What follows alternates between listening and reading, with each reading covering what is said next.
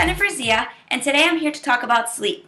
Sleep is something that is important to me because I know I never get enough sleep. And I know this is common for many college students. It is actually proven that more than half of college students are actually sleep deprived. And sleep deprivation can be easily fixed, as well as it could easily lead to health problems. Some of the long-term health problems include things as decreased performance and alertness, high blood pressure, stress, memory and cognitive impairment, heart failure, stroke, obesity, all things that we don't want to deal with and we could easily avoid by getting more hours of sleep every night and getting quality hours of sleep every single night. Sleep deprivation is so common and it can lead to chronic sleep deprivation, which is going to affect your overall health. So I know that it's easier said than done. Sometimes we have too many things to do during the day, but by making small lifestyle changes, we can actually get the hours of sleep that we need and so desperately want. So I wanted to find the easiest ways to get to bed earlier.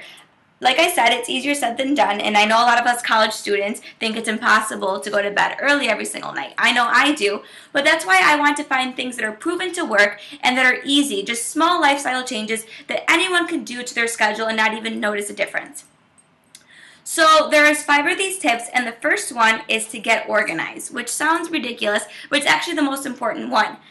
It is proven that your body needs to be on a sleep schedule. Just like when you were little and your parents put you to bed at the same time every single night and woke you up at the same time every morning, you want to do that to yourself for the rest of your life. You want to aim to go to bed around the same time every night and aim to wake up around the same time every single day.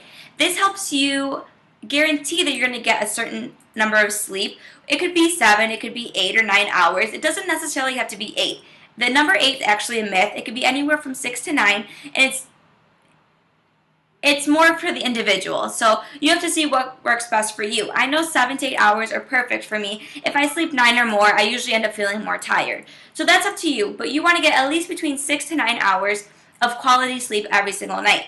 So that means getting the rest of your life organized.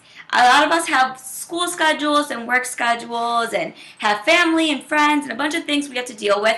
So we need to optimize our free time. We already have our school and our work schedule set for us, so we have to take our free time and get everything done early in the day. Don't procrastinate, which I know, again, is easier said than done. You want to get your homework early done in the day. You don't want to leave your studying late at night because you're going to pull all-nighters, and that all-nighter is going to throw off your whole sleep schedule for days to come. You want to get the gym done early in the day and out of your way, and that way when your bedtime that you set for yourself rolls around, your body automatically is more tired and wants to go to sleep. And again, be realistic with the sleep time that you set for yourself.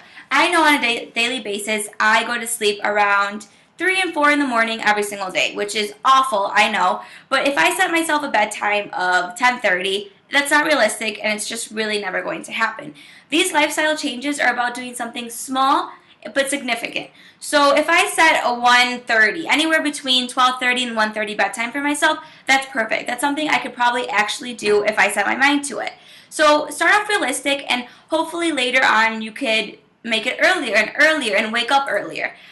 In this bedtime, you want to try and keep it on the weekends as well, which I know is easier said than done, but at least attempt it, because the more you make this a habit and a schedule for yourself, the harder it'll be to break, and your body will get used to it. And so when a certain time rolls around, your body will get tired. That way you're not spending hours laying on your bed wide awake because you can't fall asleep. Your body will automatically know it's time for bed and just go to sleep. So on to tip number 2, which is set the mood. And by setting the mood, I mean treat your room like it's just for bedtime. You don't want to be around bright lights before bed. Light is actually a stimulant, so it's going to excite your brain, making it harder for you to fall asleep when it comes to your bedtime. You want to make your room nice and dark and cozy, and a place that you want to be in. Again, you don't want to have bright colors. You want to have cozy, warm, soothing colors in your room. You don't want to be blasting hardcore music right before bed. You want to be listening to soothing music, and try to cut out all internet and phone and computer, at least for those 30 minutes right before bed. You want to give yourself at least 30 minutes before going to bed. You don't want to just pass out randomly like, oh, it's 1 in the morning and just pass out. You want to give yourself time to wind down and relax. That way you can soothe your body into sleep, and you're going to fall into a deep sleep, which is quality sleep. You want to eliminate all distractions. It is actually proven, or it's said by many scientists, that part of the reason that Americans and just people in general nowadays are so sleep deprived is because there is 24-hour access to the internet, which is so true. If you set a certain time for yourself to be done with all social media, with Flappy Bird, with texting, with TV, that way you shut that all off at a certain time and you get to bed at your ideal bedtime. So make sure all your activities that you're doing are soothing, calming, nothing that's going to excite you too much, something that you enjoy doing, but it will make you wind down for the night. And that includes brushing your teeth, which I know sounds weird, but you don't want to brush your teeth right before bed, because usually when you brush your teeth, you're in a really brightly lit bathroom, so you want to shower and brush your teeth at the beginning of the 30 minutes before bed, so your body can wind down. You don't want to just stand in a really bright bathroom and then head to bed, because your body won't be able to adjust and you won't be able to fall asleep right away. This leads to tip number 3. Treat your room as your sanctuary. Your room should be just for sleep. And as college students, I'm sure a lot of us live in dorms and share apartments and or even share bedrooms or siblings, so it's not always possible. But if you can't leave your room just for sleep, at least make sure you have your bed just for sleep, which means don't lay on your bed during the day, don't eat on your bed, don't watch TV on your bed, don't do homework on your bed. Leave your bed as your sanctuary just for sleep. And you want to invest in good quality sheets and pillows, and you want to make your sleeping experience as comfortable as possible. So if it means investing in a good mattress because yours is awful, do it. It'll make the world of difference. And the reason that treating your room as a sanctuary is so important is because your body will not feel comfortable. If your body does not feel comfortable, it will not let itself go into a deep sleep. You're going to be tossing and turning all night, and you're going to be laying in bed awake for hours, and you're not going to get good sleep. By leaving your room just for bed, your body associates your bed with sleep, again, making it easier for you to fall asleep as soon as you get into your bedroom. Which leads us to tip number 4, which is about napping.